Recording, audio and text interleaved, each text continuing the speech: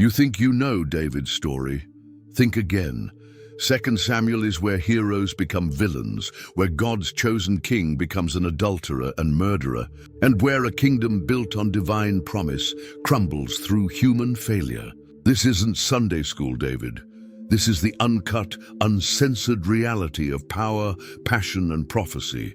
Watch a king spiral from dancing before God to hiding behind palace walls. See a family destroyed by lust, revenge, and civil war.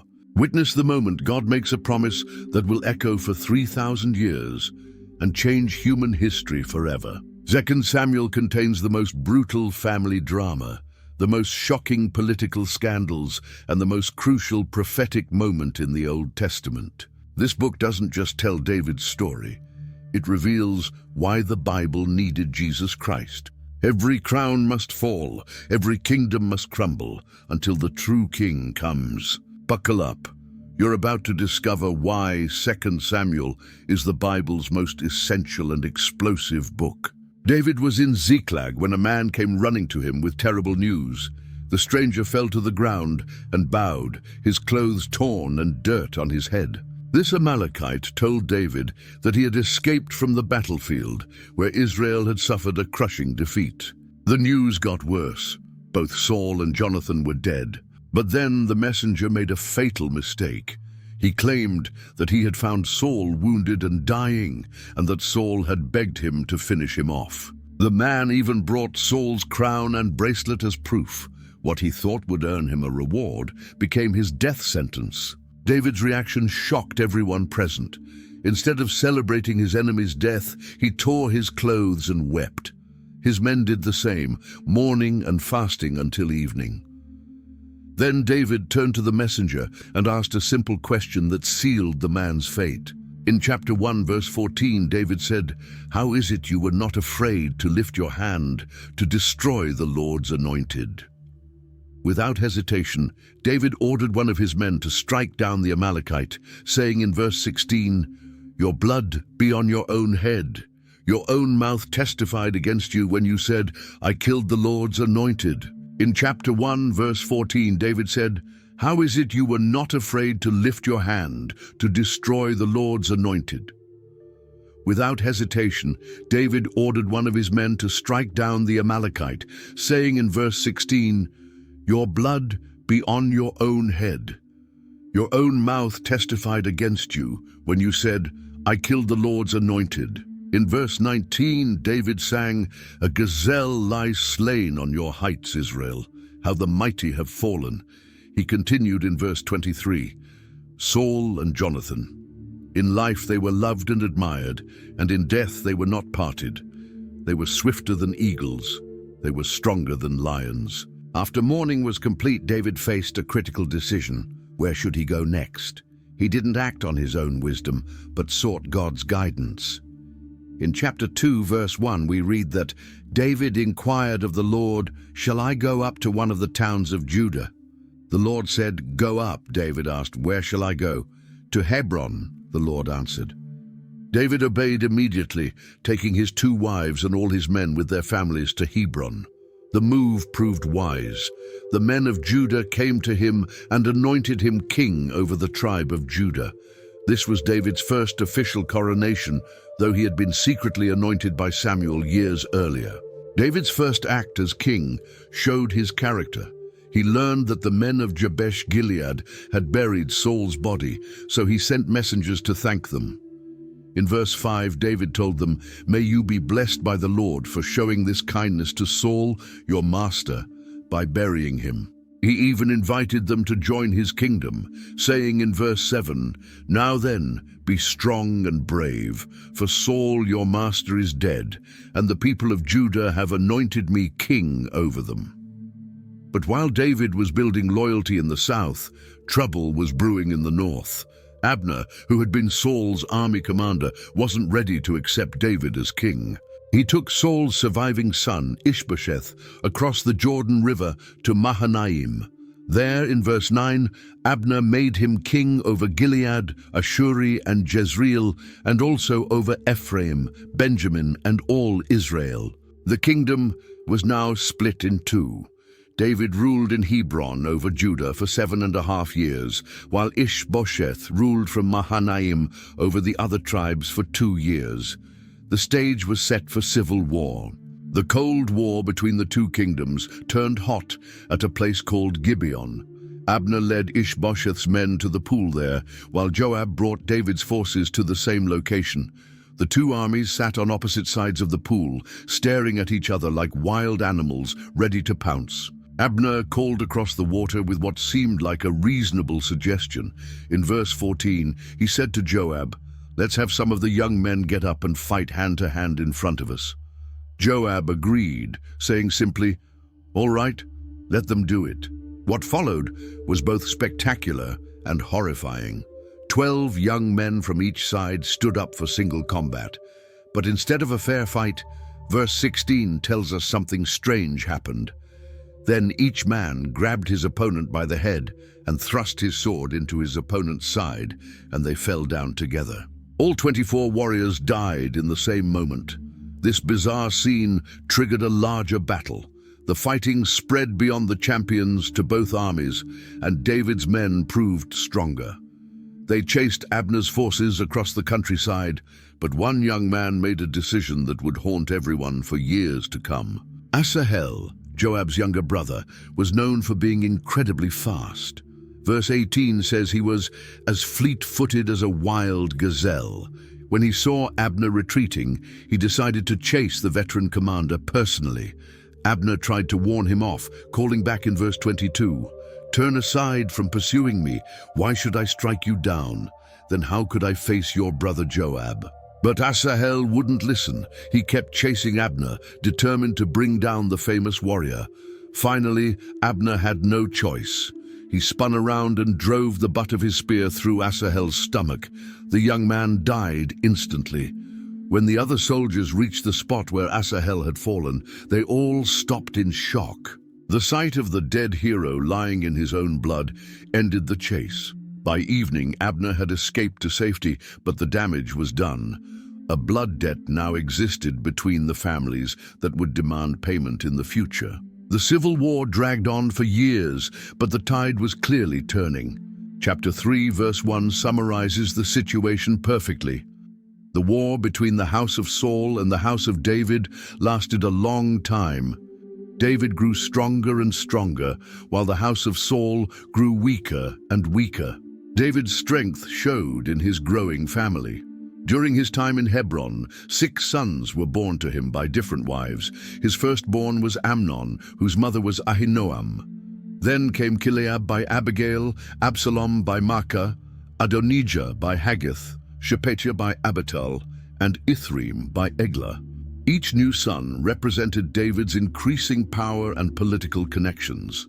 Meanwhile, Saul's kingdom was falling apart from within. The breaking point came when Ish-bosheth made a serious accusation against Abner. In verse 7, Ish-bosheth asked Abner, "Why did you sleep with my father's concubine?" This wasn't just a personal question. Claiming a dead king's concubine was like claiming his throne. Abner exploded with rage.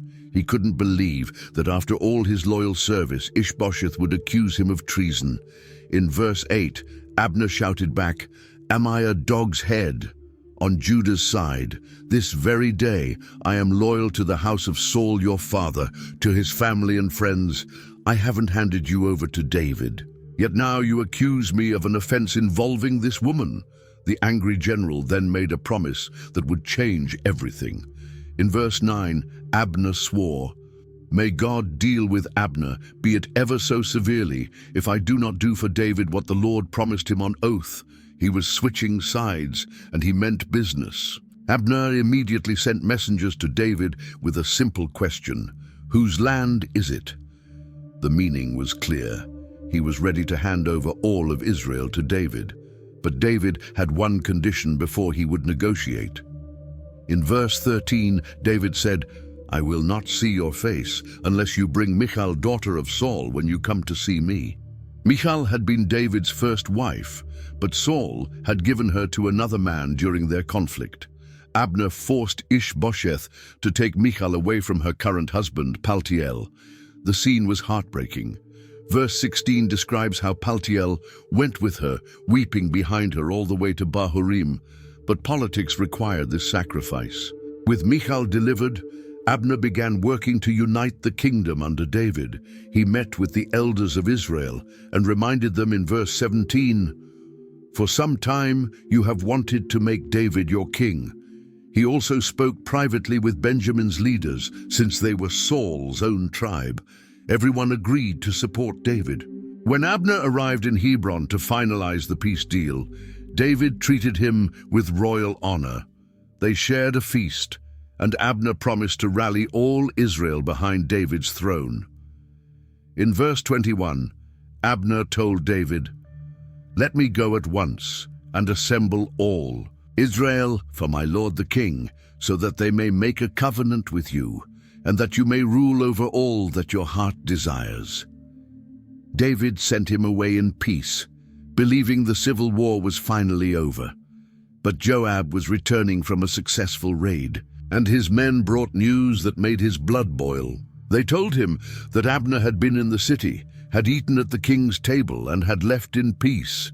Joab couldn't believe what he was hearing. He stormed into David's presence, and in verse 24 demanded, "What have you done? Look, Abner came to you. Why did you let him go? Now he is gone." Joab was convinced that Abner was still their enemy. In verse 25 he insisted, "You know Abner, son of Ner. He came to deceive you and observe your movements and find out everything you are doing." Without telling David, Joab sent messengers to bring Abner back to Hebron. They caught up with the general at the well of Sirah and told him David needed to see him urgently. Abner, trusting in the peace treaty, returned immediately. When Abner reached Hebron's gate, Joab met him with a friendly greeting and asked to speak privately. They stepped aside into the gateway, away from watching eyes. Then in verse 27, Joab stabbed him in the stomach and he died. The murder was swift and brutal, revenge for Asahel's death and fear that Abner would replace Joab as David's military commander. David's reaction to the news was swift and decisive. He publicly declared his innocence, saying in verse 28, "I and my kingdom are forever innocent before the Lord concerning the blood of Abner, son of Ner." He put a curse on Joab's family, praying that they would always suffer disease, disability, and violent death. David commanded everyone in the city to mourn for Abner. He tore his own clothes, put on sackcloth, and walked in the funeral procession. At the burial, David sang another lament, asking in verse 33, "Should Abner have died as the lawless die?" The king's genuine grief convinced everyone that he had nothing to do with the murder. The murder of Abner destroyed what little strength remained in Saul's kingdom. Chapter 4, verse 1 tells us that when Ish-bosheth, son of Saul, heard that Abner had died in Hebron, he lost courage, and all Israel became alarmed. Without his strong general, the weak king was helpless. Two men saw an opportunity in this chaos. Rechab and Baanah were brothers who commanded raiding parties for Ish-bosheth. They were from Beeroth, a town that belonged to Benjamin, which made them technically loyal to Saul's family. But loyalty meant nothing when they saw a chance for personal gain. The brothers made their move during the heat of the day when everyone was resting. In verse 5, they went to the house of Ish-bosheth while he was taking his afternoon rest. They pretended they had come to get wheat from the house, which gave them an excuse to go inside. Once they found Ish-bosheth sleeping in his bedroom, they struck quickly. Verse 6 simply states, "They went into the inner part of the house as if to get some wheat, and they stabbed him in the stomach." After killing the sleeping king, they cut off his head and carried it with them as they escaped during the night. The brothers traveled all night to reach Hebron, convinced they were bringing David exactly what he wanted. In verse 8, they presented the head to David and announced, "Here is the head of Ish-bosheth, son of Saul, your enemy, who tried to kill you. This day the Lord has avenged my lord the king against Saul and his offspring." But David's response shocked them completely. Just as he had executed the Amalekite who claimed to kill Saul, David was furious with these murderers. In verse 9, he told them, "As surely as the Lord lives, who has delivered me out of every trouble, when someone told me, 'Saul is dead,' and thought he was bringing good news, I seized him and put him to death in Ziklag." David continued his condemnation in verse 11. "How much more, when wicked men have killed an innocent man in his own house and on his own bed, should I not now demand his blood from your hand and rid the earth of you?" Without delay, David ordered his men to execute both brothers. They cut off their hands and feet and hung their bodies by the pool in Hebron as a warning to anyone who thought murder would earn David's favor. But David treated Ish-bosheth's head with honor. Verse 12 tells us that they took the head of Ish-bosheth and buried it in Abner's tomb at Hebron. Even in death, David showed respect for Saul's family. With both Abner and Ish-bosheth dead, the northern tribes had no choice but to accept reality. All the leaders of Israel came to David in Hebron to make him their king. Their reasons were practical and personal, as they explained in chapter 5, verse 1. "We are your own flesh and blood." They reminded David of his history with them, saying, in verse 2, "In the past, while Saul was king over us, you were the one who led Israel on their military campaigns. And the Lord said to you, 'You will shepherd my people Israel, and you will become their ruler.'" They knew David had been their real leader even when Saul wore the crown. The ceremony was formal and binding. Verse 3 records that all the elders of Israel came to King David at Hebron, and the king made a covenant with them at Hebron before the Lord, and they anointed David king over Israel. This was David's second anointing, first by his own tribe, now by the entire nation. David was 30 years old when he became king over all Israel, and he would rule for 40 years total, 7.5 in Hebron and 33 in Jerusalem. But first, he needed a capital city that belonged to neither north nor south. Jerusalem was perfect for David's needs. The Jebusites had held this mountain fortress for centuries, and it sat right on the border between Judah and Benjamin. If David could take it, he would have a neutral capital that wouldn't favor any tribe. The Jebusites were confident in their defenses. When David's army approached, they mocked him from the walls. In verse 6, they called out, "You will not get in here. Even the blind and the lame can ward you off." They were so sure of their strength that they claimed disabled people could defend the city against David's mighty warriors. But David was determined to take Jerusalem. He offered a special reward, saying in verse 8, "Anyone who conquers the Jebusites will have to use the water shaft to reach those lame and blind who are David's enemies." The exact details of the attack aren't clear, but somehow David's men found a way into the supposedly impregnable city. Once Jerusalem fell, David made it his home.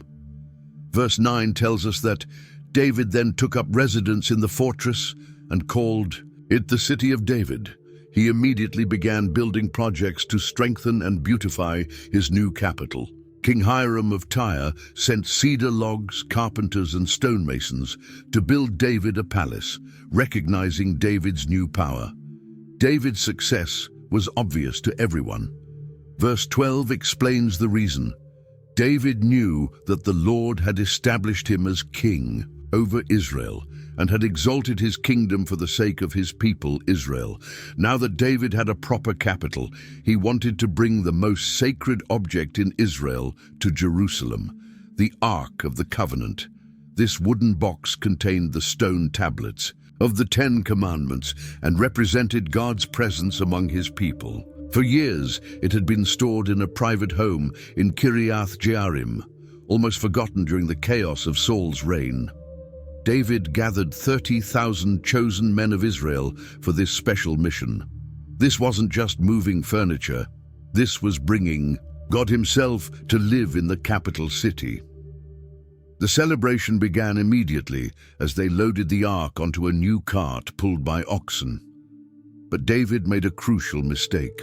He followed the Philistines' example from years earlier instead of God's specific instructions. The law required that only Levites carry the ark using special poles, never touching it directly. Instead, David put it on a cart driven by Uzzah and Ahio, the sons of Abinadab. The procession was magnificent. Verse 5 describes how David and all Israel were celebrating with all their might before the Lord, with castanets, harps, lyres, timbrels, sistrums, and cymbals. The music and dancing showed everyone's joy at bringing God's presence home. But when they reached the threshing floor of Nacon, disaster struck. The oxen stumbled, and the ark started to fall off the cart. Uzzah instinctively reached out to steady it, and the moment his hand touched the sacred box, he dropped dead. Verse 7 explains that the Lord's anger burned against Uzzah because of his irreverent act. Therefore God struck him down, and he died there beside the ark of God. David's celebration turned to shock and fear. He became angry at what had happened and afraid to continue. In verse 9, David asked, "How can the ark of the Lord ever come to me?" Instead of taking it to Jerusalem, he left the ark at the nearby home of Obed-Edom the Gittite. For 3 months, the ark remained in Obed-Edom's house, and God blessed everything the man owned.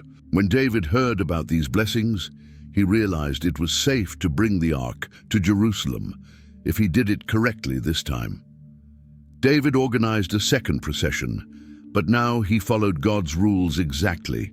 Every 6 steps, they stopped to offer sacrifices.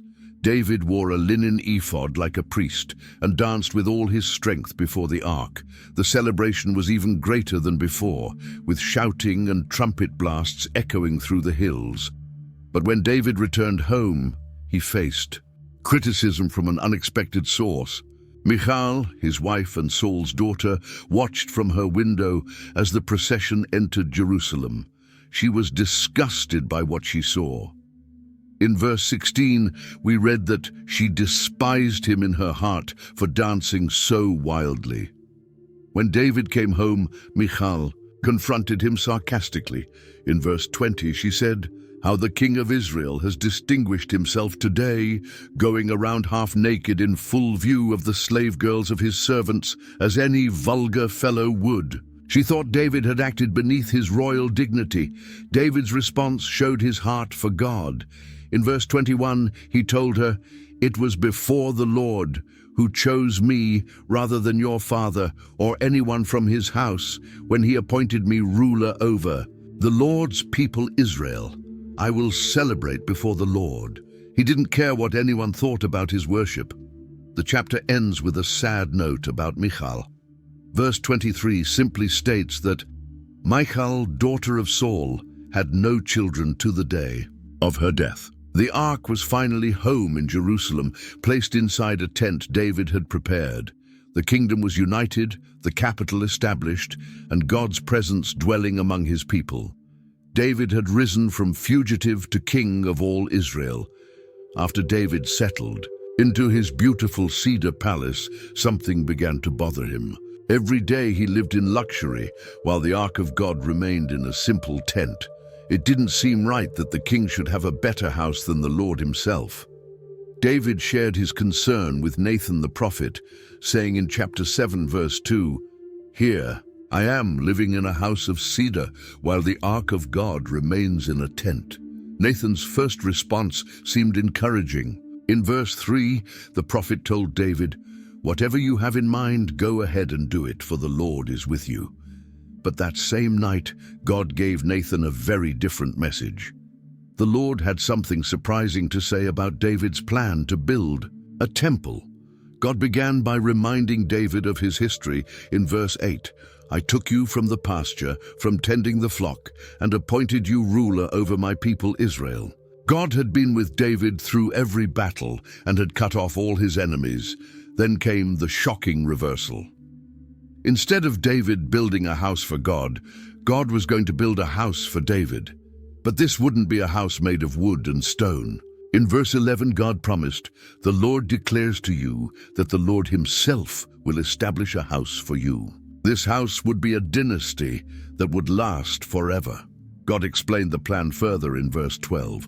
When your days are over and you rest with your ancestors, I will raise up your offspring to succeed you, your own flesh and blood, and I will establish his kingdom. This son would be the one to build the temple, not David. In verse 13, God said, "He is the one who will build a house for my name, and I will establish the throne of his kingdom forever." The promise went beyond just one son. God was making a covenant with David's entire family line. In verse 16, the Lord declared, "Your house and your kingdom will endure forever before me. Your throne will be established forever." This wasn't just about Solomon or even about Israel's earthly kings. God was promising something that would reach far into the future. David's response to God's incredible promise showed his true character. He didn't celebrate or boast about his family becoming an eternal dynasty. Instead, he went and sat before the ark of the Lord, overwhelmed by God's grace.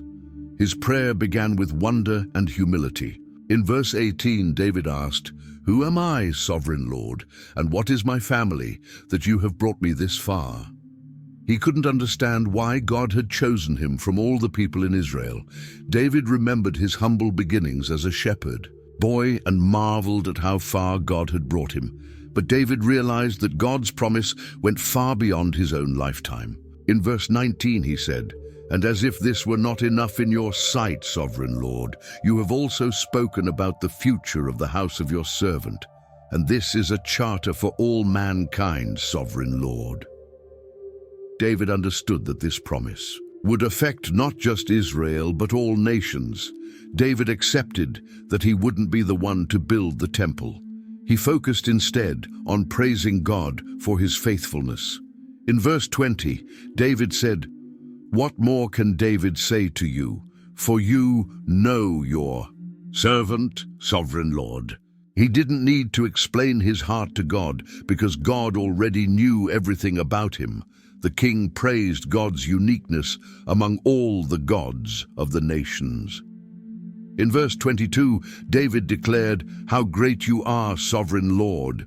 There is no one like you, and there is no God but you, as we have heard with our own ears." He remembered how God had rescued Israel from Egypt and made them his chosen people. David's prayer ended with confidence in God's promises. In verse 25 he said, "And now, Lord God, keep forever the promise you have made concerning your servant and his house. Do as you promised." David believed completely that God would keep his word. He finished by asking for God's blessing in verse 29. "Now be pleased to bless the house of your servant, that it may continue forever in your sight. For you, sovereign Lord, have spoken, and with your blessing the house of your servant will be blessed forever." With God's promise of an eternal kingdom fresh in his mind, David began a series of military campaigns that would establish Israel as the dominant power in the region. His first target was Israel's oldest enemy, the Philistines. Chapter 8, verse 1 records that David defeated the Philistines and subdued them, and he took Metheg-Ammah from the control of the Philistines. This victory was especially significant because the Philistines had terrorized Israel for generations. Now they were paying tribute to David instead of threatening his people. Next, David turned his attention to Moab. The nation descended from Lot that lived east of the Dead Sea. The campaign was brutal and decisive. Verse 2 tells us that David also defeated the Moabites. He made them lie down on the ground and measured them off with a length of cord. Every 2 lengths of them were put to death, and the 3rd length was allowed to live. The surviving Moabites became David's subjects and brought him tribute.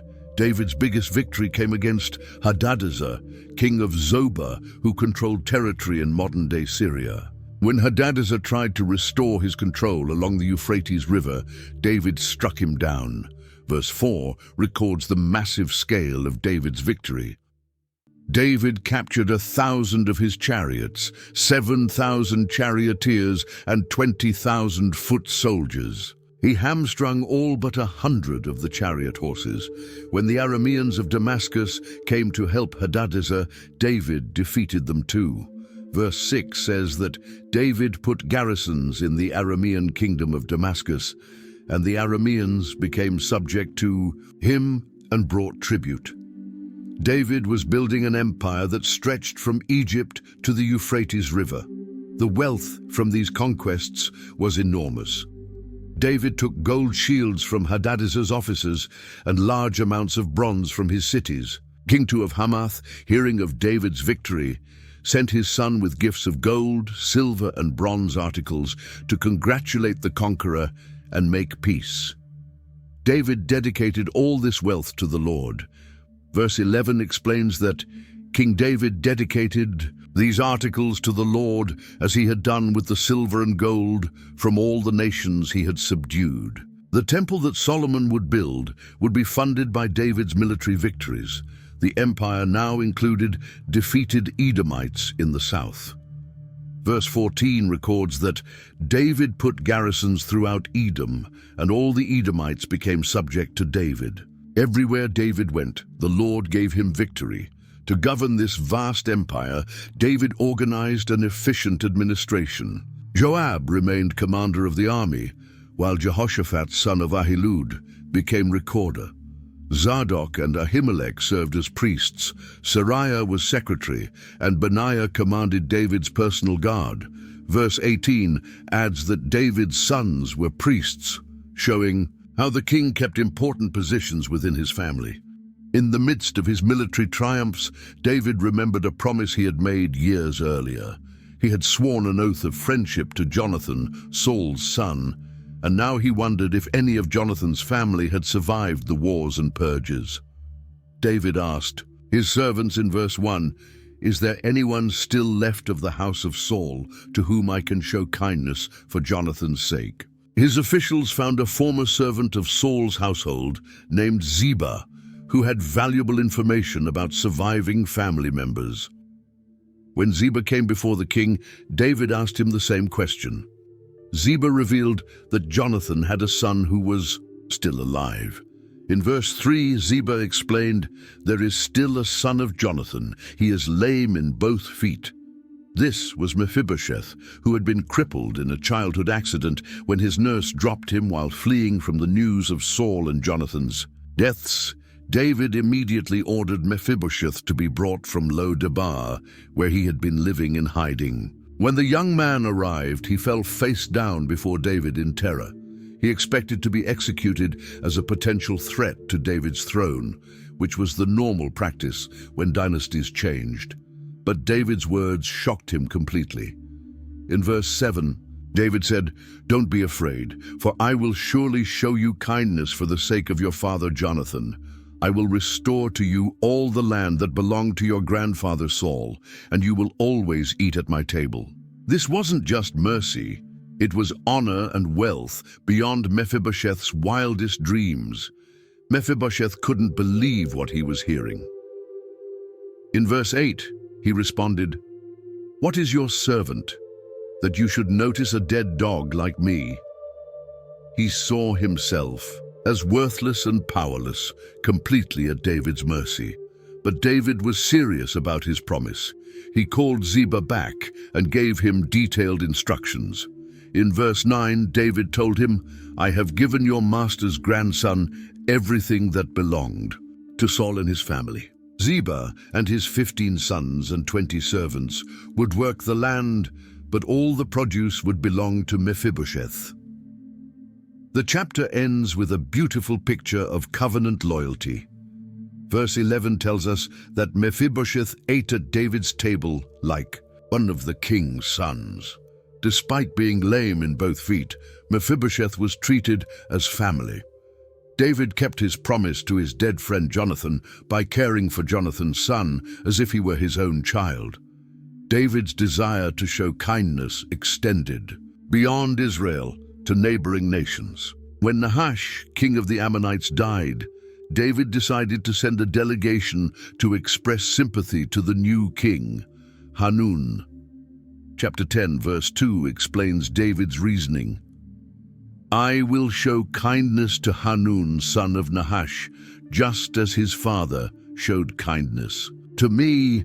David chose several of his officials to serve as ambassadors and sent them to the Ammonite capital with a message of condolence. This was standard diplomatic practice. Kings often sent representatives to funeral ceremonies of neighboring rulers to maintain peaceful relationships. But Hanun's advisors were suspicious of David's motives. They convinced the young king that this wasn't a genuine gesture of sympathy, but a clever spy mission. In verse 3, Hanun's officials warned him, "Do you think David is honoring your father by sending envoys to you to express sympathy? Hasn't David sent them to you only to explore the city and spy it out and overthrow it?" Hanun listened to his advisors instead of accepting David's gesture at face value. What he did next was an act of extreme insult that guaranteed war. Verse 4 records the humiliation. So Hanun seized David's envoys, shaved off half of each man's beard, cut off their garments at the buttocks, and sent them away. This wasn't just rude behavior. It was a calculated insult designed to shame David and his representatives. In that culture, a man's beard was a symbol of his dignity and maturity. Cutting someone's beard was like saying he was worth nothing. Exposing their buttocks added sexual humiliation to the insult. When David heard what had happened to his ambassadors, he was furious at the insult but compassionate toward his men. He knew they would be too ashamed to return to Jerusalem in their condition. In verse 5, David sent word to them, "Stay at Jericho till your beards have grown, and then come back." He wanted to spare them further embarrassment. The Ammonites realized they had made David their enemy and began preparing for war. They hired Syrian mercenaries to strengthen their army. 1,000 talents of silver bought them 32,000 chariots and charioteers from various Syrian kingdoms. They also allied with the king of Maacah and 12,000 men from Tob. When David learned about these military preparations, he knew the situation was serious. The Ammonites had turned a simple diplomatic gesture into a major international conflict, and now they were gathering the largest army Israel had ever faced. Joab arrived with Israel's army to find himself facing a military nightmare. The Ammonites had positioned themselves in front of their city gate, while their Syrian allies spread out in the open field. This meant Israel would have to fight on two fronts simultaneously, exactly what the enemy wanted. But Joab was an experienced general who didn't panic under pressure. He made a brilliant tactical decision by dividing his forces. In verse 11, Joab told his brother Abishai, "If the Arameans are too strong for me, then you are to come to my rescue. But if the Ammonites are too strong for you, then I will come to rescue you." This plan allowed each brother to focus on one enemy while knowing help was available if needed. Before the battle began, Joab gave his men a speech that revealed his heart for God and country. In verse 12 he declared, "Be strong, and let us fight bravely for our people and the cities of our God. The Lord will do what is good in his sight." Joab understood that they were fighting not just for military victory, but for God's people and God's honor. The battle strategy worked perfectly. When Joab attacked the Syrians, they broke and ran. Seeing their allies fleeing, the Ammonites also retreated before Abishai and shut themselves inside their city. Verse 14 simply states, "When the Ammonites realized that the Arameans were fleeing, they fled before Abishai and went inside the city."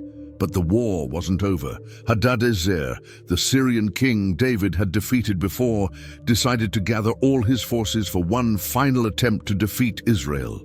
He brought Syrian troops from beyond the Euphrates River under the command of Shobach, his army commander. This time, David didn't send Joab to fight the battle. He took personal command of Israel's forces and marched out to meet the Syrians at Elam. The battle was decisive and devastating for Israel's enemies. Verse 18 records the massive scale of David's victory. But they fled before Israel, and David killed 700 of their charioteers and 40,000 of their foot soldiers. He also struck down Shobach, the commander of their army, and he died there. The Syrian coalition was completely destroyed. The defeat was so complete that it ended Syrian resistance to Israel permanently. Verse 19 explains the result. When all the kings who were vassals of Hadadezer saw that they had been routed by Israel, they made peace with the Israelites and became subject to them. David's empire now reached all the way to the Euphrates River, just as God had promised Abraham centuries earlier. In the spring, when kings normally led their armies to war, David made a decision that would change his life forever. Instead of going with his troops to finish the siege of Rabbah, the Ammonite capital, he stayed in Jerusalem. Chapter 11, verse 1 sets the scene.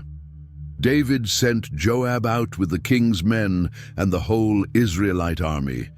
They destroyed the Ammonites and besieged Rabbah, but David remained in Jerusalem. One evening, David was walking on the roof of his palace when he saw something that captured his attention. A woman was bathing, and she was very beautiful. Instead of looking away, David stared and then sent someone to find out who she was. His servant brought back troubling information. In verse 3, the messenger reported, "She is Bathsheba, the daughter of Eliam and the wife of Uriah the Hittite." David now knew 3 important facts: her name, her father's identity, and most importantly, that she was married. Her husband Uriah was one of David's own soldiers, currently fighting in the siege David should have been leading. Despite knowing she was married, David sent messengers to bring Bathsheba to the palace. Verse 4 records what happened next. Then David sent messengers to get her. She came to him, and he slept with her. The text notes that she had purified herself from her monthly uncleanness, which would soon become significant. After their encounter, Bathsheba returned home, but a few weeks later she sent David a message that filled him with dread. In verse 5, she told him simply, "I am pregnant." With just 3 words, David's secret sin became a crisis that could destroy his reputation, his family, and his kingdom. David's first instinct was to cover up what had happened. He sent word to Joab at the battlefront, "Send me Uriah the Hittite." David's plan was simple. If he could get Uriah to sleep with his wife, everyone would assume the baby was Uriah's. When Uriah arrived in Jerusalem, David pretended to want a military briefing. He asked about Joab, the soldiers, and how the war was going. Then he dismissed Uriah with instructions to go home to his wife. David even sent a gift to Uriah's house, probably hoping to create a romantic mood. But David's plan failed because of Uriah's integrity. Instead of going home to Bathsheba, Uriah slept at the entrance to the palace with David's servants. When David learned about this, he called Uriah back and asked in verse 10, "Haven't you just come from a military campaign? Why didn't you go home?" Uriah's answer revealed his noble character. In verse 11, he explained, "The ark and Israel and Judah are staying in tents, and my commander Joab and my Lord's men are camped in the open country. How could I go to my house to eat and drink and make love to my wife? As surely as you live, I will not do such a thing." While his king was enjoying palace luxury, Uriah refused to indulge in pleasures his fellow soldiers couldn't share. Desperate to make his plan work, David kept Uriah in Jerusalem another day and got him drunk, thinking alcohol might weaken his resolve. But even drunk, Uriah maintained his principles. Verse 13 says that he went out to sleep on his mat among his master's servants. He did not go home. With his cover-up attempt failing, David chose a path that would haunt him forever. He wrote a letter to Joab and gave it to Uriah to carry back to the battlefield. The bitter irony was that Uriah was carrying his own death sentence. The letter contained David's coldest command. In verse 15, David ordered Joab, "Put Uriah out in front, where the fighting is fiercest." Then withdraw from him, so he will be struck down and die. David was using his position as king to commit murder, and he was making his loyal general an accomplice. Joab obeyed his king's order. He positioned Uriah at the most dangerous spot during an attack on Rabbah's walls. When the enemy fought back, fiercely Joab pulled his men back and left Uriah exposed. Uriah died in battle, along with several other soldiers, just as David had planned. When the battle report reached David, Joab included a message designed to prevent the king from getting angry about the military losses. But David's response showed his true priorities. After hearing that Uriah was dead, verse 25 records David's callous reply, "Don't let this upset you. The sword devours one as well as another." When Bathsheba heard about her husband's death, she mourned for him according to custom. But as soon as her mourning period ended, David sent for her. Verse 27 concludes the chapter with David's apparent success. After the time of mourning was over, David had her brought to his house, and she became his wife and bore him a son. But the chapter ends with an ominous warning that David's sin hadn't gone unnoticed. The final sentence declares, "But the thing David had done displeased the Lord." David thought his secret was safe, but God sees everything. The Lord sent Nathan the prophet to confront the king, but Nathan was wise enough to approach the subject carefully. Instead of directly accusing David, he told a story that would make the king condemn himself. In chapter 12, verse 1, Nathan began his parable. There were two men in a certain town, one rich and the other poor. The rich man had large flocks of sheep and cattle, while the poor man had only one little lamb that was like a daughter to him. The lamb ate from the poor man's table, drank from his cup, and slept in his arms. Nathan continued his story in verse 4. Now a traveler came to the rich man, but the rich man refrained from taking one of his own sheep or cattle to prepare a meal for the traveler who had come to him. Instead, he took the ewe lamb that belonged to the poor man and prepared it for the one who had come to him. David's reaction was immediate and furious. He exploded with righteous anger at the injustice described in Nathan's story. In verse 5, David declared, "As surely as the Lord lives, the man who did this must die." He continued his condemnation in verse 6. He must pay for that lamb 4 times over because he did such a thing and had no pity. Nathan had set the perfect trap. With David's own words condemning the rich man's actions, the prophet delivered the devastating revelation. In verse 7, Nathan declared, "You are the man." Then he delivered God's message directly to the king's face. God reminded David of all his blessings through Nathan's words in verse 8. "I anointed you king over Israel, and I delivered you from the hand of Saul. I gave your master's house to you and your master's wives into your arms. I gave you all Israel and Judah, and if all this had been too little, I would have given you even more." David had everything he could want, yet he still took what belonged to another man. Nathan then detailed David's sins in verse 9. "Why did you despise the word of the Lord by doing what is evil in his eyes?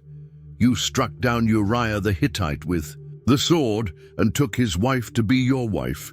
You killed him with the sword of the Ammonites." God saw both the adultery and the murder, and he held David responsible for both. The judgment was swift and severe. Nathan announced God's punishment in verse 11. "Out of your own household I am going to bring calamity on you. Before your very eyes I will take your wives and give them to one who is close to you, and he will sleep with your wives in broad daylight." David's secret sin would be repaid with public humiliation, but the immediate consequence would be even more heartbreaking. In verse 14, Nathan told David, "Because by doing this you have shown utter contempt for the Lord, the son born to you will die." The innocent child would pay the price for his father's guilt. David's response showed genuine repentance. In verse 13, he simply said, "I have sinned against the Lord." There were no excuses, no attempts to justify his actions, just honest confession of guilt. Nathan confirmed that David's repentance was accepted. He told the king, "The Lord has taken away your sin. You are not going to die." David would live, but he would face the consequences of his choices. The judgment began immediately. The baby became seriously ill, and David did everything he could to save his son's life. He fasted, lay on the ground all night, and refused to eat. His officials were afraid to tell him when the child died on the seventh day, thinking David might harm himself. But David's reaction surprised everyone. When he realized the child was dead, he got up, washed, changed his clothes, and went to worship in the house of the Lord. Then he went home and asked for food. His servants were confused by his behavior. When they asked why he was acting normally, after the child's death, David explained in verse 23, "While the child was still alive, I fasted and wept. I thought, who knows, the Lord may be gracious to me and let the child live. But now that he is dead, why should I go on fasting? Can I bring him back again? I will go to him, but he will not return to me." David then comforted Bathsheba in her grief, and she became pregnant again. When their second son was born, they named him Solomon. Verse 24 adds that the Lord loved him, showing that God's judgment was complete and his mercy was returning. Meanwhile, the siege of Rabbah was nearing its end. Joab sent word to David that the city was about to fall and urged the king to come personally to capture it. David gathered his forces and went to Rabbah, taking the city and claiming the victory. He took the royal crown, which weighed a talent, of gold, and made it his own. The conquest was complete, but David's personal battles were just beginning. The consequences of his sin with Bathsheba would echo through his family for years to come. Nathan's prophecy about trouble coming from David's house began with his oldest son, Amnon. Chapter 13, verse 1 tells us that Amnon fell in love with Tamar, the beautiful sister of Absalom, son of David. But this wasn't love. It was destructive lust that consumed Amnon completely. Verse 2 describes how Amnon became so obsessed with his sister Tamar that he made himself ill. She was a virgin, and it seemed impossible for him to do anything to her. His cousin Jonadab noticed Amnon's condition and devised a wicked plan. In verse 5 he told Amnon, "Go to bed and pretend to be ill. When your father comes to see you, say to him, 'I would like my sister Tamar to come and give me something to eat.'" Amnon followed this evil advice perfectly. When David came to check on his sick son, Amnon made his request exactly as suggested. David, caring for his son's health, immediately sent word to Tamar to help her brother. She came innocently to Amnon's house and prepared bread while he watched from his bed. But when Tamar brought the food, Amnon told everyone else to leave.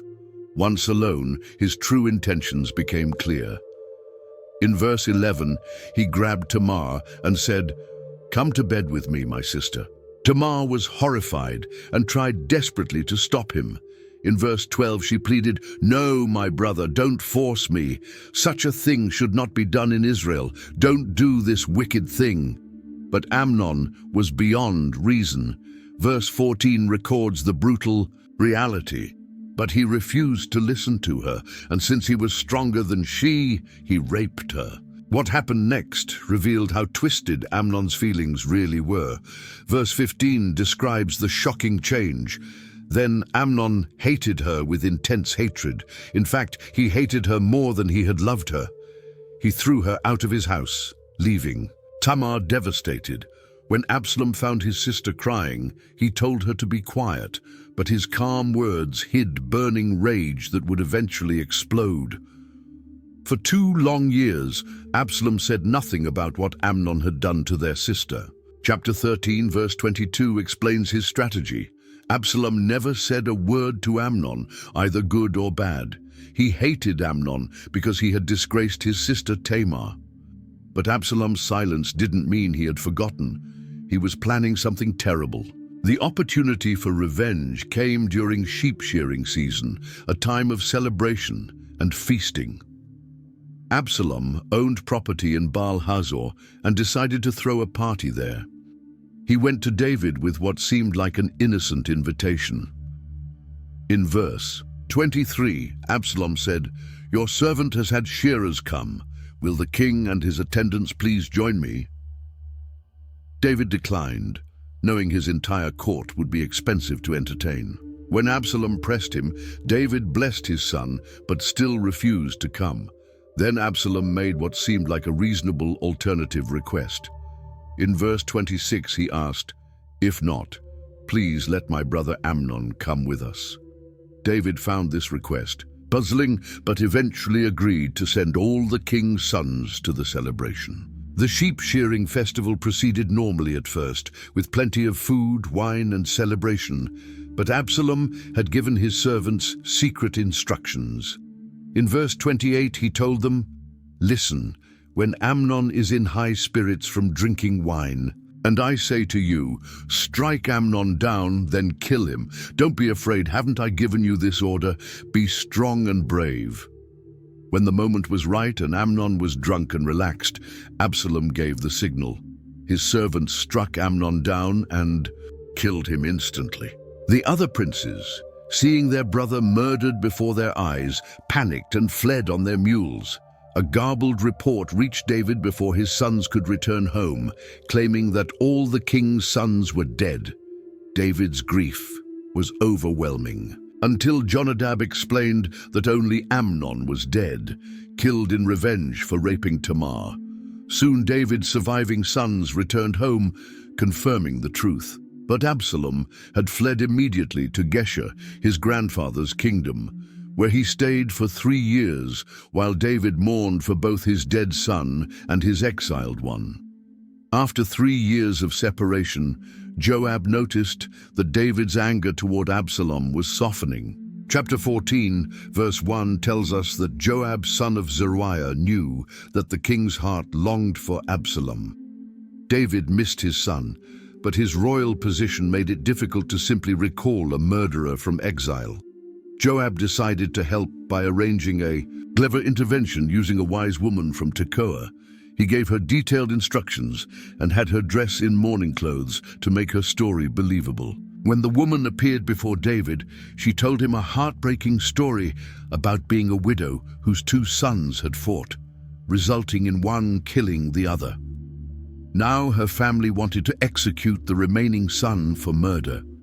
She told David in verse 7, "Now the whole clan has risen up against your servant. They say, 'Hand over the one who struck his brother down, so that we may put him to death for the life of his brother whom he killed.'" She explained that if her last son died, her family line would be extinct and she would have no one to care for her. David was moved by her plight and promised to protect her son. But then the woman sprang her trap. In verse 13 she said, "Why then have you devised a thing like this against the people of God? When the king says this, does he not convict himself? For the king has not brought back his banished son." She was pointing out David's inconsistency in protecting her fictional son while keeping his real son in exile. The woman's argument was brilliant and piercing, reminding David that God himself believes in restoration and second chances. When David realized Joab was behind this intervention, he gave in. In verse 21, he told Joab, "Very well, I will do it. Go, bring back the young man Absalom." But David's reconciliation came with a significant condition. Absalom could return to Jerusalem, but was forbidden from seeing his father's face. When Absalom returned to Jerusalem, everyone noticed him, immediately because of his spectacular beauty. Chapter 14, verse 25, explains why, in all Israel, there was not a man so highly praised for his handsome appearance as Absalom. From the top of his head to the sole of his foot, there was no blemish in him. His most striking feature was his magnificent hair, which was so thick and beautiful that it weighed 5 pounds when cut annually. Despite his beauty and success, Absalom was deeply frustrated by his father's coldness. For 2 full years, he lived in Jerusalem without being allowed to see David's face. This partial reconciliation was worse than exile. He was close enough to the palace to feel rejected every day. Finally, Absalom decided to force a meeting with his father through Joab, who had arranged his return. When Joab ignored his requests twice, Absalom took drastic action. In verse 30, he told his servants, "Look, Joab's field is next to mine, and he has barley there. Go and set it on fire." This wasn't just property damage. It was a direct challenge that Joab couldn't ignore. The plan worked perfectly. When Joab's barley field went up in flames, he came storming to Absalom's house demanding answers. Absalom was ready with his response. In verse 32, he explained, "Look, I sent word to you and said, 'Come here so I can send you to the king to ask, why have I come from Geshur? It would be better for me if I was still there. Now then, I want to see the king's face, and if I am guilty of anything, let him put me to death.'" Absalom's logic was simple but powerful. He deserved either full restoration or execution, not this painful limbo. Joab recognized the wisdom in this argument and agreed to help arrange the meeting. The reunion was formal but emotional.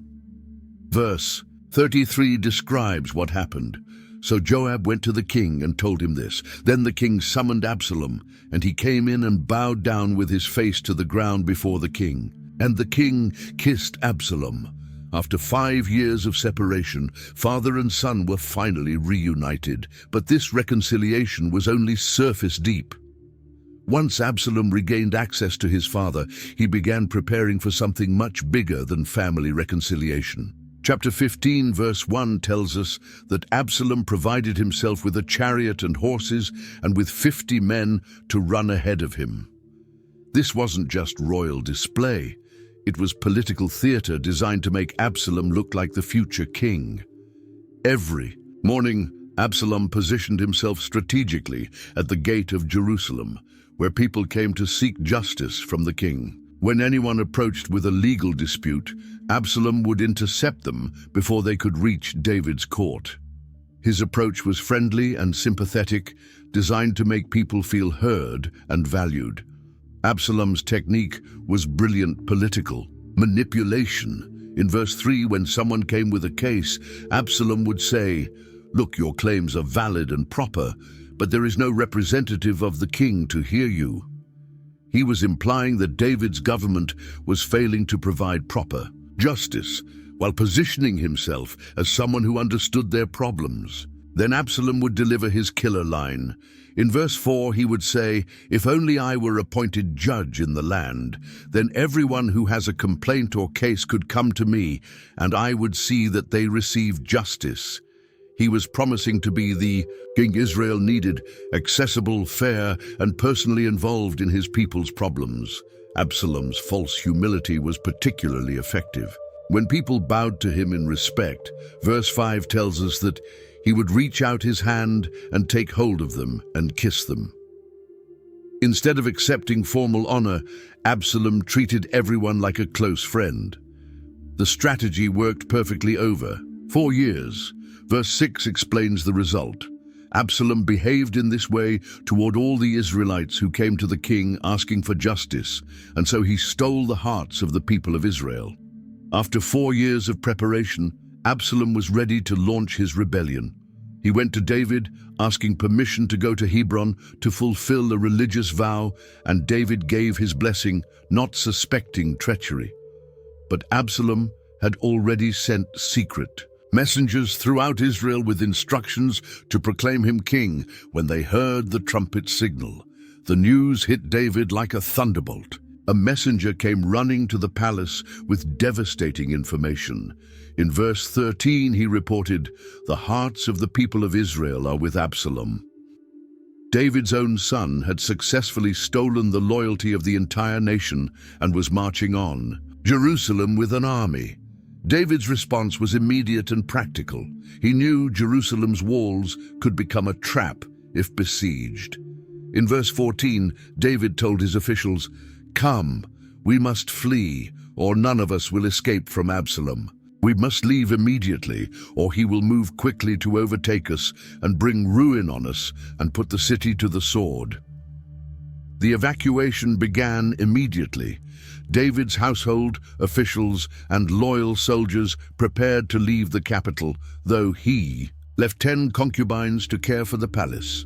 As the procession moved out, David was encouraged to see his bodyguard remain loyal, including 600 Gittites under foreign commander Ittai. David tried to release Ittai from obligation since he was a foreigner who had only recently joined David's service, but Ittai's response revealed true loyalty. In verse 21, he declared, "As surely as the Lord lives, and as my lord the king lives, wherever my lord the king may be, whether it means life or death, there will your servant be." When David reached the Kidron Valley and saw the priests carrying the Ark of the Covenant, he made a decision that revealed his faith in God's sovereignty. In verse 25, David told Zadok, "Take the Ark of God back into the city. If I find favor in the Lord's eyes, he will bring me back and let me see it and his dwelling place again." David understood that the Ark belonged in Jerusalem, not in exile with a fleeing king. As David climbed the Mount of Olives weeping, he received devastating news that his most trusted counselor Ahithophel had joined Absalom's rebellion. This betrayal hit David harder than his son's revolt. He immediately prayed in verse 31, "Lord, turn Ahithophel's counsel into foolishness." But God provided help when Hushai the Archite arrived, whom David sent back to Jerusalem as a double agent to frustrate Ahithophel's advice from within Absalom's court. As David's procession continued its journey away from Jerusalem, they faced both hostility and unexpected kindness. When they reached Bahurim, a man named Shimei from Saul's family came out cursing and throwing stones at the king and his supporters. Chapter 16, verse 7, records Shimei's bitter words, "Get out, you murderer, you scoundrel. The Lord has repaid you for all the blood you shed in the household of Saul, in whose place you have reigned. The Lord has given the kingdom into the hands of your son, Absalom." Every word was designed to wound David's spirit during his darkest hour. Abishai, Joab's brother, was furious at this insult to his king. In verse 9, he asked David, "Why should this dead dog curse my lord the king? Let me go over and cut off his head." But David's response revealed his broken but still faithful heart. In verse 10, he told Abishai, "What does this have to do with you, you sons of Zeruiah? If he is cursing because the Lord said to him, 'Curse David,' who can ask, 'Why do you do this?'" David was wondering if God himself had sent Shimei to curse him as part of his punishment. David continued his remarkable response in verse 11. "My son, my own flesh and blood is trying to kill me. How much more then this Benjamite? Leave him alone, let him curse, for the Lord has told him to."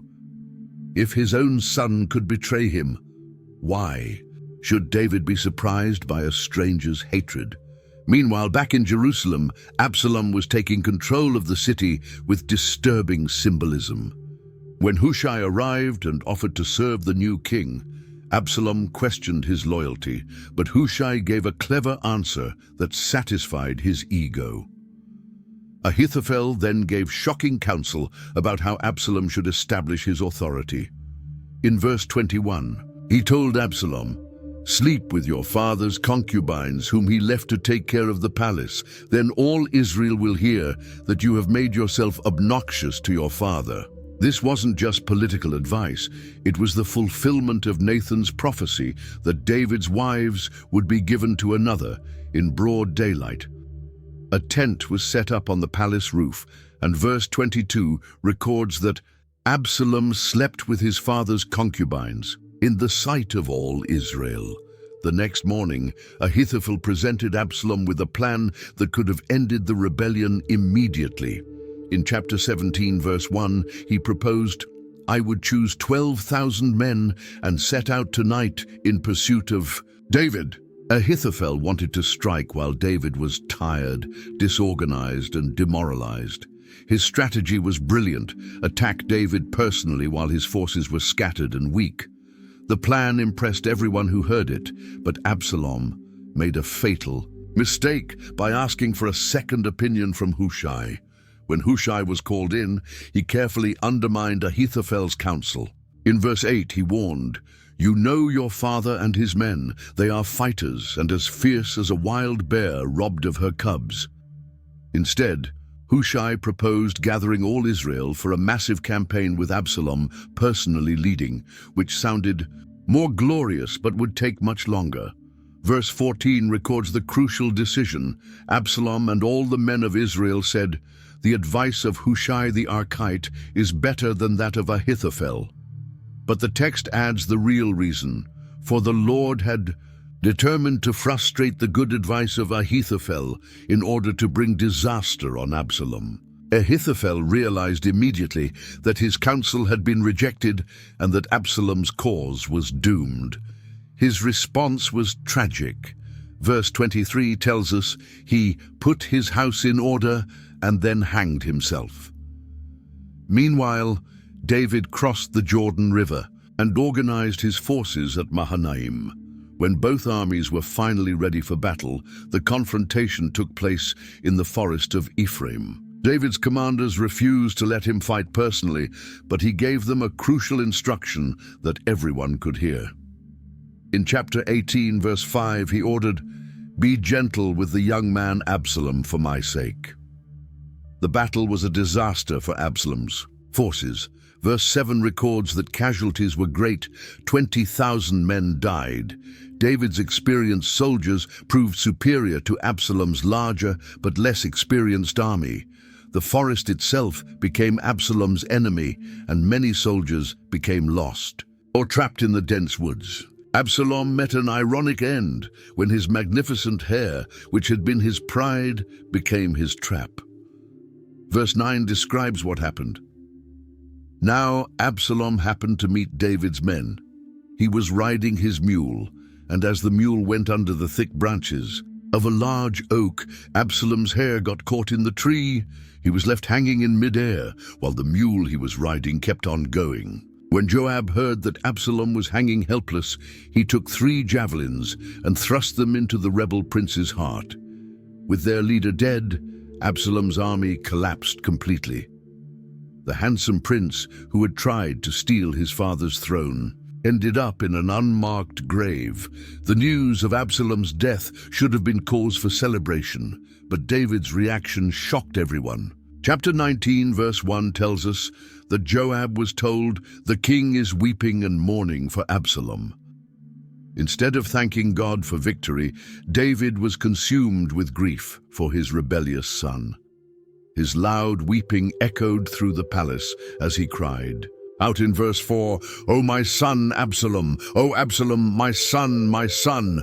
The man who had tried to kill him was the only person David could think about. The victory celebration turned into a funeral atmosphere. Verse 2 explains that for the whole army, the victory that day was turned into mourning, because on that day the troops heard it said, "The king is grieving for his son." David's soldiers had risked their lives to save him, but now they felt ashamed of their success. These brave warriors, who should have been heroes, sneaked back into the city like defeated men. Verse 3 describes how the men stole into the city that day as men steal in who are ashamed when they flee from battle. Joab couldn't stand watching this any longer. He marched straight into David's private chambers, where the king was still crying. Joab's words in verse 5 were harsh but necessary. "Today you have humiliated all your men who have just saved your life and the lives of your sons and daughters and the lives of your wives and concubines." Joab continued his rebuke with brutal honesty in verse 6. "You love those who hate you and hate those who love you. You have made it clear today that the commanders and their men mean nothing to you. I see that you would be pleased if Absalom were alive today and all of us were dead." Then Joab delivered his ultimatum. In verse 7, He warned David, "Now go out and encourage your men. I swear by the Lord that if you don't go out, not a man will be left with you by nightfall. This will be worse for you than all the calamities that have come on you from your youth till now." David realized that Joab was right. His personal grief was destroying the kingdom he had fought so hard to save. Slowly, David composed himself and went to sit in the gateway where his people could see him. Word spread quickly that the king was available, and verse 8 tells us that all the men came before the king. The process of healing could finally begin. David's return journey to Jerusalem became a careful exercise in political forgiveness and wisdom. One of his first encounters was with Shimei, the man who had cursed and thrown stones at him during his escape from Absalom. Now Shimei came running with 1,000 Benjamites to meet David at the Jordan River. Shimei fell down before the king, and in verse 19 pleaded, "May my Lord not hold me guilty. Do not remember how your servant did wrong on the day my lord the king left Jerusalem. May the king put it out of his mind." Abishai still wanted to execute Shimei for his earlier insults, but David chose mercy instead.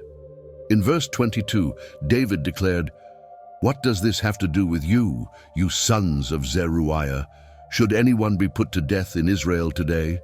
Don't I know that today I am king over Israel?"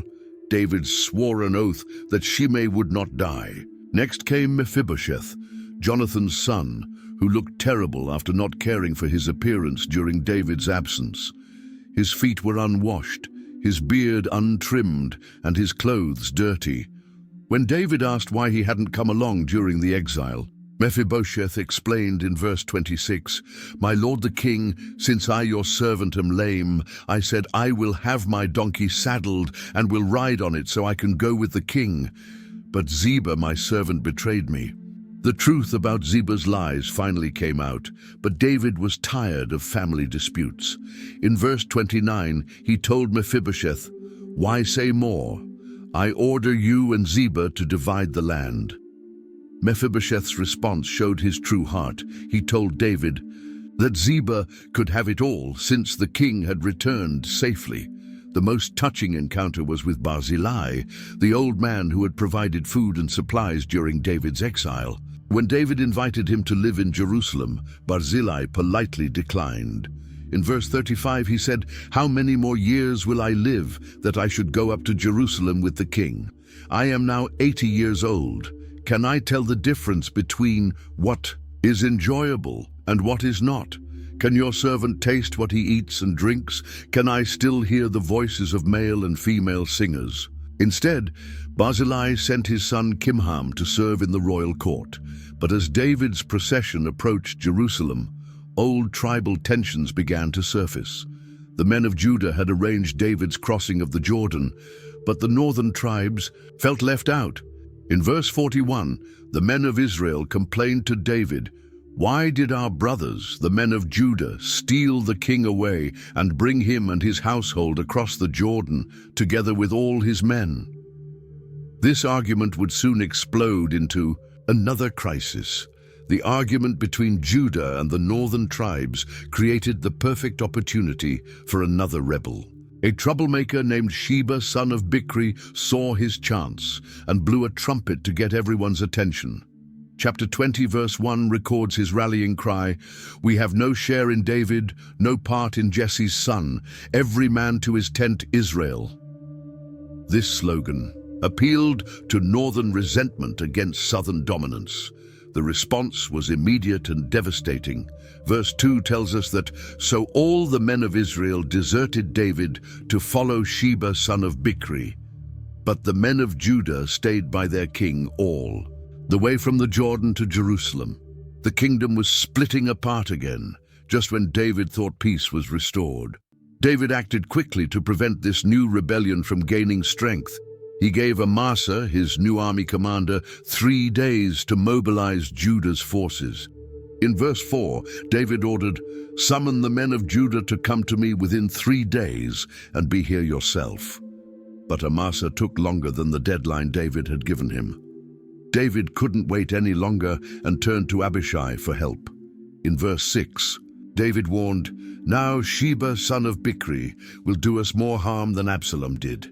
Take your master's men and pursue him, or he will find fortified cities and escape from us."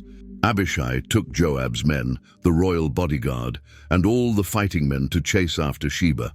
As they marched out of Jerusalem, they met Amasa coming to join them at the great rock in Gibeon. What happened next was swift and brutal. Joab greeted Amasa like an old friend, asking how he was doing. As Joab reached out with his right hand to grab Amasa's beard for a friendly kiss, verse 10 records the treachery. Amasa was not on his guard against the dagger in Joab's hand, and Joab plunged it into Amasa's belly, and his intestines spilled out on the ground. Without being stabbed again, Amasa died. Joab had murdered another rival for military leadership. One of Joab's men stood over Amasa's body and shouted to the troops, "Whoever favors Joab and whoever is for David, let him follow Joab." When the soldiers kept staring at the corpse instead of marching, someone dragged Amasa's body off the road and covered it with a cloth. Then all the men continued following Joab in pursuit of Sheba. Sheba's rebellion led him north through all the tribes of Israel, gathering support as he went. He finally took refuge in the city of Abel-Beth-Maachah, which was known for its wisdom and peaceful nature. Joab arrived with his army and began building siege works to break down the city walls. The situation looked hopeless for the people trapped inside with Sheba. But then a wise woman from the city called out from the wall to get Joab's attention. When he came near, she asked in verse 17, "Are you Joab?" When he confirmed his identity, she said, "Listen to what your servant has to say." Joab agreed to hear her out. The woman began by reminding Joab of her city's reputation. In verse 18, she said, "Long ago they used to say, 'Get your answer at Abel,' and that settled it." She was telling him that Abel-Beth-Maachah was famous for wise counsel and peaceful solutions to problems. Then she made her main argument in verse 19, "We are the peaceful and faithful in Israel. You are trying to destroy a city that is a mother in Israel. Why do you want to swallow up the Lord's inheritance?" She was appealing to Joab's better nature, asking why he would destroy innocent people who had done nothing wrong. Joab's response showed that he wasn't interested in senseless destruction. In verse 20, he replied, "Far be it from me to swallow up or destroy." He explained his real purpose in verse 21. That is not the case. A man named Sheba, son of Bichri, from the hill country of Ephraim, has lifted up his hand against the king, against David. Hand over this one man, and I'll withdraw from the city. The woman immediately agreed to this reasonable solution. She told Joab confidently, "His head will be thrown to you from the wall." The wise woman then went to her people and convinced them that sacrificing one rebel was better than watching their entire city be destroyed.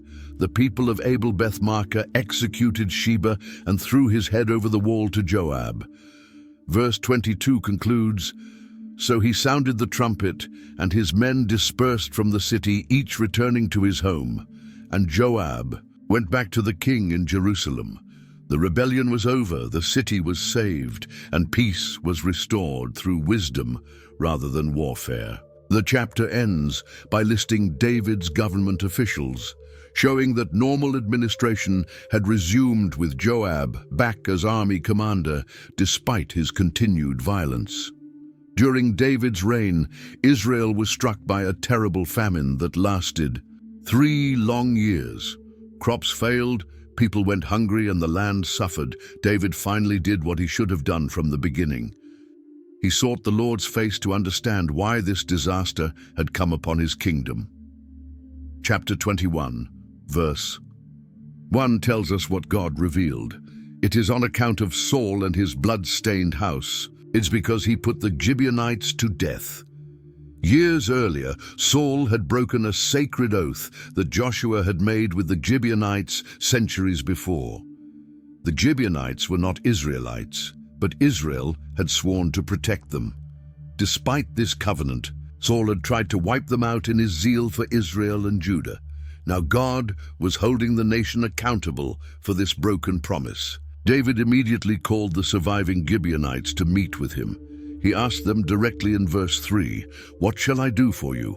How shall I make atonement so that you will bless the Lord's inheritance?" The Gibeonites didn't want money or the right to kill Israelites in revenge. Instead, they had a specific request. In verse 6, they told David, "Let 7 of his male descendants be given to us to be killed, and their bodies exposed before the Lord at Gibeon of Saul," the Lord's chosen one. They wanted justice through the execution of 7 men from Saul's family. David agreed to their request, but was careful to protect those under his personal oath. Verse 7 explains, "The king spared Mephibosheth, son of Jonathan, the son of Saul, because of the oath before the Lord between David and Jonathan, son of Saul." David had made a sacred promise to Jonathan, and he would not break it even to end the famine. Instead, David chose 7 other descendants of Saul, 2 sons of Rizpah, Saul's concubine, and 5 grandsons through Saul's daughter Merab. The Gibeonites executed all 7 men at the beginning of barley harvest and left their bodies exposed on the mountain. This was meant to be a public demonstration that justice had been done for Saul's crimes. But then something beautiful and heartbreaking happened. Rizpah, the mother of 2 of the executed men, took sackcloth and spread it on a rock.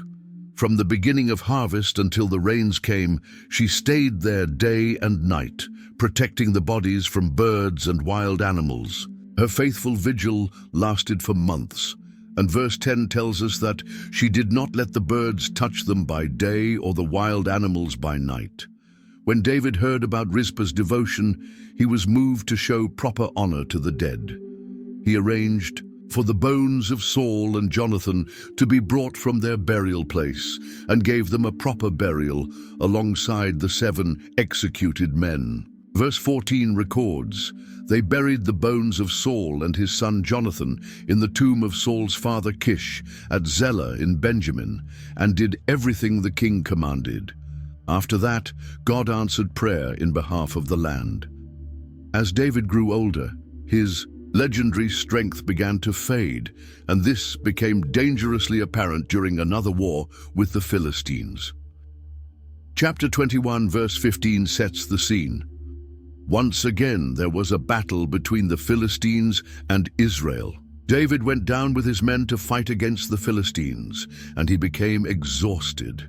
During this battle, David faced Ish-bosheth, one of the descendants of Rapha, the ancient race of giants. This giant warrior carried a bronze spear that weighed 300 shekels and wore a new sword. Verse 16 tells us that he said he would kill David. The aging king was in serious danger, but his loyal warriors came to his rescue. Abishai, son of Zeruiah, struck down the giant and saved David's life. After this close call, David's men made an important decision. They told their king in verse 17, "Never again will you go out with us to battle, so that the lamp of Israel will not be extinguished."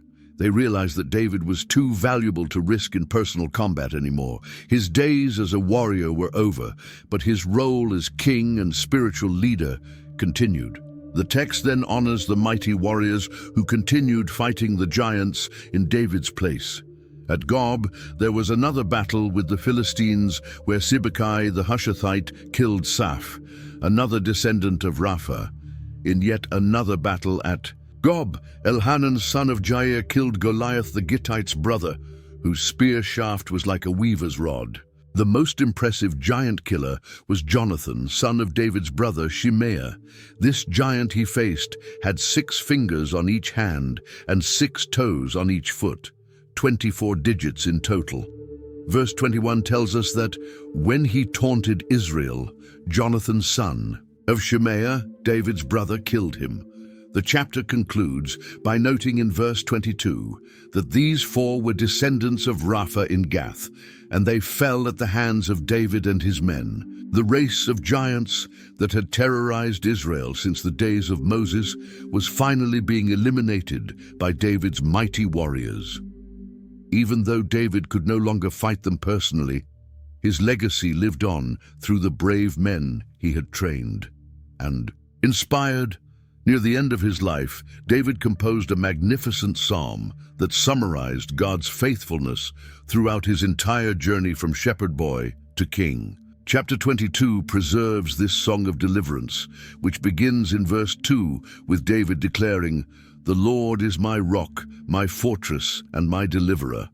My God is my rock, in whom I take refuge, my shield and the horn of my salvation. He is my stronghold, my refuge and my savior. From violent people you save me." David remembered how God had rescued him from every enemy, describing his deliverance in vivid imagery. In verse 5 he sang, "The waves of death swirled about me, the torrents of destruction overwhelmed me. But God heard his cry for help." Verses 8 to 9 paint a dramatic picture of divine intervention. The earth trembled and quaked, the foundations of the heavens shook. They trembled because he was angry. Smoke rose from his nostrils, consuming fire came from his mouth, burning coals blazed. Out of it, David praised God's perfect character, declaring in verse 26, "To the faithful you show yourself faithful, to the blameless you show yourself blameless." He acknowledged that his victories came not from his own strength, but from God's power. In verse 33, David sang, "It is God who arms me with strength and keeps my way secure." The psalm concludes with David recognizing that his success would inspire people from many nations to serve the Lord. After this great song of praise, David spoke his final prophetic words. Chapter 23, verse 1 introduces them. These are the last words of David, the inspired utterance of David, son of Jesse, the utterance of the man exalted by the Most High, the man anointed by the God of Jacob, the hero of Israel's songs. These weren't just personal reflections. They were prophecies about the future. David spoke about a coming ruler who would be greater than himself. In verse 3 he declared, "When one rules over people in righteousness, when he rules in the fear of God, he is like the light of morning at sunrise on a cloudless morning, like the brightness after rain that brings grass from the earth." David understood that his own kingdom was just a shadow of something much greater that was coming. In verse 5, he expressed confidence in God's eternal covenant. "If my house were not right with God, surely he would not have made with me an everlasting covenant, arranged and secured in every part.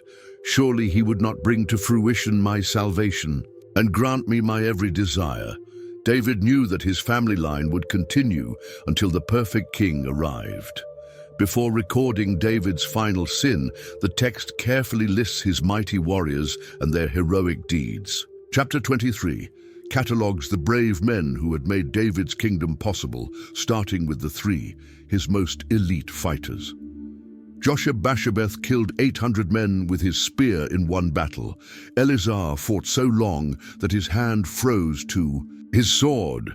Shammah single-handedly defended a field of lentils against an entire Philistine army. The list continues with the 30, including foreign warriors like Uriah the Hittite, whose loyalty had cost him his life. After honoring these heroes, the narrative takes a dark turn. Chapter 24, verse 1 tells us that, again, the anger of the Lord burned against Israel, and he incited David against them, saying, "Go and take a census of Israel and Judah." This census wasn't for military planning or taxation. It was an act of pride that showed David was trusting in numbers rather than in God. David gave the order to Joab, but his commander immediately objected. In verse 3, Joab protested, "May the Lord your God multiply the troops 100 times over. But why does my lord the king want to do such a thing?" Even Joab could see that this census was wrong, but David insisted on proceeding. The counting took 9 months and 20 days to complete, revealing that Israel had 800,000 fighting men and Judah had 500,000. But as soon as the census was finished, David realized his mistake. Verse 10 records his repentance. David was conscience-stricken after he had counted the fighting men, and he said to the Lord, "I have sinned greatly in what I have done. Now, Lord, I beg you, take away the guilt of your servant. I have done a very foolish thing." God sent the prophet Gad to give David 3 choices for punishment: 3 years of famine, 3 months of fleeing from enemies, or 3 days of plague. David chose the plague, saying in verse 14, "Let us fall into the hands of the Lord, for his mercy is great, but do not let me fall into human hands." The plague was devastating. In one day, 70,000 people died from Dan to Beersheba. When the destroying angel reached Jerusalem, David saw him standing at the threshing floor of Araunah the Jebusite. David immediately interceded for his people, crying out in verse 17, "I have sinned, and the shepherd have done wrong. These are but sheep. What have they done? Let your hand fall on me and my family." God commanded David to build an altar at that exact spot. When Araunah offered to give everything for free, David refused, saying, in verse 24, "I will not sacrifice to the Lord my God burnt offerings that cost me nothing." David bought the threshing floor, an oxen for 50 shekels of silver, built an altar, and offered sacrifices. Verse 25 concludes, "Then the Lord answered prayer in behalf of the land, and the plague on Israel was stopped." This place, where judgment ended, would become the site of Solomon's temple, connecting David's final sin with future hope. If this deep dive into 2 Samuel opened your eyes to something new about God's Word, I want to ask you for 2 simple favors.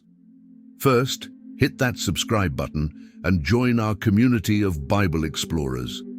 We're just getting started with these, like You've Never Seen Before series, and there's so much more scripture to discover together.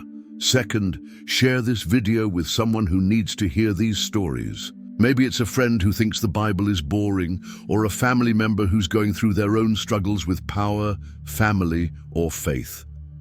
David's story reminds us that God uses broken people to accomplish his perfect plans. Drop a comment below, and let me know which part of David's story hit you the hardest. Was it his dance before the ark? His sin with Bathsheba? Absalom's rebellion? Or maybe his final songs of praise? I read every comment and love hearing how God's Word is working in your lives. Thanks for taking this journey through 2 Samuel with me.